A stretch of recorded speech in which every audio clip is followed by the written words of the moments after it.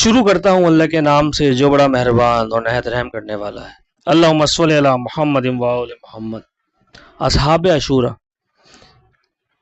اس سلسلے میں اگلے اصحاب جن کا ہم تذکرہ کرنے والے ہیں وہ ہے جناب جون بن ہوئی۔ ان کا چہرہ بے شک سیاہ تھا، لیکن دل ایک آبدار موتی کی مانند پر نور اور چمکدار تھا۔ وہ اپنے اشک آلود آنکھوں سے آگ کے شعلوں کو دیکھ رہے تھے۔ ان کے مضبوط اور مردانہ ہاتھوں میں تلوار تھی۔ وہ امام حسین علیہ السلام کی حفاظت پر مامور تھے۔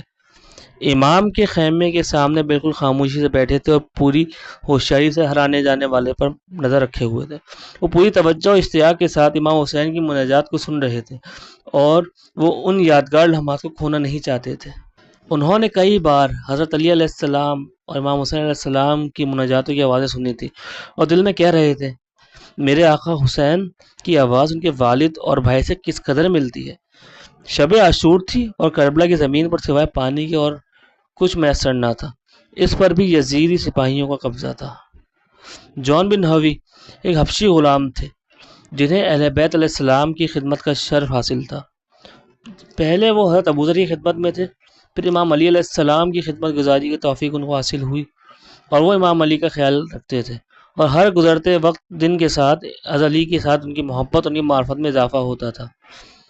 امیر المومنین حضرت علی کی شہادت کے بعد وہ امام حسن کی خدمت میں مشغول ہو گئے اور دوسرے امام سے بھی انہوں نے سب فیض کیا۔ جب امام حسن علیہ السلام شہید ہوئے تو انہیں امام حسین کی خدمت کا شرف حاصل ہوا۔ مدینے سے لے کر عراق کے اس طویل سفر میں جون قافلے کے ساتھ ساتھ تھے۔ ایک لمحے کے لیے بھی انہوں نے اپنی ذمہ داری سے غفلت نہیں برتی اور اب وہ میدان کربلا میں موجود تھے، اور ہر گزرتے پل کے ساتھ اہل بیت علیہ السلام کی تنہائی اور بے کسی کا احساس ان کے دل میں بڑھتا جا رہا تھا، جس کی وجہ سے انہیں کہیں چین و قرار نہ تھا۔ انہوں نے اپنی آنکھوں سے دیکھا تھا کہ کس طرح کوفیوں نے امام حسین علیہ السلام کو اکیلا چھوڑ دیا تھا اور ان کے جھوٹے وعدوں اور مکر و فریب سے واقف ہو چکے تھے۔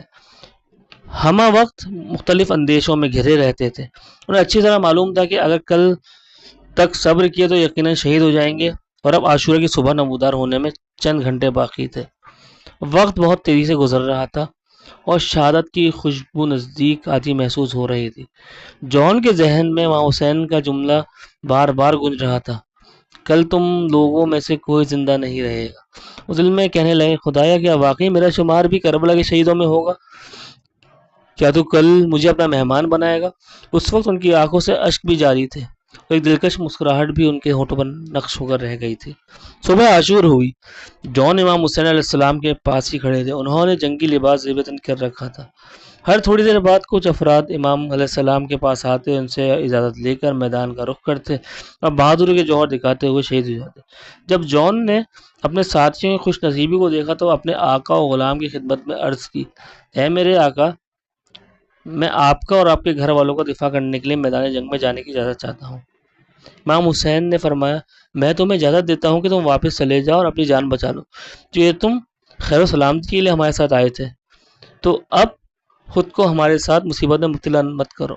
جون نے کہا، اے فرزند رسول، کیا یہ اچھی بات ہے کہ میں خوشی اور سلامتی کے موقع پر آپ کے ساتھ رہوں اور اس کڑے وقت میں آپ کو اکیلا چھوڑ دوں؟ ٹھیک ہے، میرا رنگ سیاہ ہے اور میرے بدن سے بو آتی ہے اور میں ایک سیاہ فام غلام ہوں، لیکن آپ لطف فرمائیں تاکہ میں بھی ابدی سعادت حاصل کر سکوں۔ میرا جسم خوشبودار، میرا چہرہ سفید اور میں کامیاب ہو جاؤں۔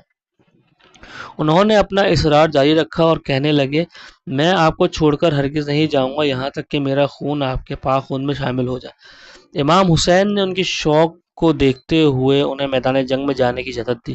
جون نے خوش ہو کر امام کے ہاتھ کا بوسہ لیا اور فوراً گھوڑے پر سوار ہو کر میدان جنگ کی طرف روانہ ہو گئے۔ جون نے یزیدی فوج سے مخاطب ہو کر کہا، اے گناہ گاروں، دیکھو کس طرح یہ سیاہ فام اپنی زبان اور تلوار کے ذریعے فرزند رسول کا دفاع کرتا ہے۔